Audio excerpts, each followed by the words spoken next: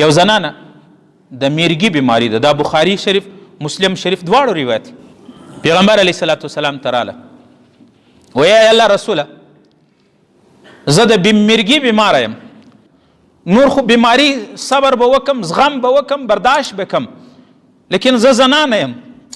کله چې په ما د میرګي دوره راسي، د میرګي بیماری راسي، نو زه بیا په ځان نه یم خبره، بې پردې سم، بې حجابه سم، بیګانه خلک مې مخ ویني. یا رسول الله دعا وکړه چې الله رب العالمین مې د دې میرګي د مرض خلاص کړي، صحت راکړي. الله رسول څه ورته وایي؟ نبی علیه الصلاة والسلام ورته فرمایي ان شئتی صبرتی ولکی الجنه. د بخاری روایت دی، مسلم روایت دی، ان شئتی صبرتی ولا حساب علیکی. نبی علیه السلام ورته وایي که ته دا غواړې چې په دې بیماري باندې صبر وکړې، په دې بیماري چې د الله د جانبه ده، ته په دې باندې صبر وکړې، ولکی الجنه، د مرګ بعد به فورا جنت ته ځې.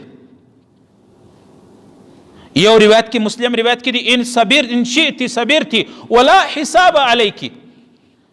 دغه ناجوړي، دا بیماری، دا د میرګي، په دې باندې دې صبر وکړي او د الله د جانبه بې صبري دې نه ده کړې، صبر دې وکړي.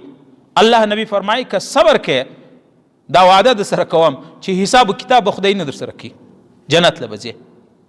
و ان شئتی دعوت لکی، او که دا دې زړه غواړي چې یا بیماری برداشت نسم کولی، یا رسول الله دعا راته وکړه، نو رسول الله وایي زه به دعا درته وکړم، الله به دې جوړه کړي.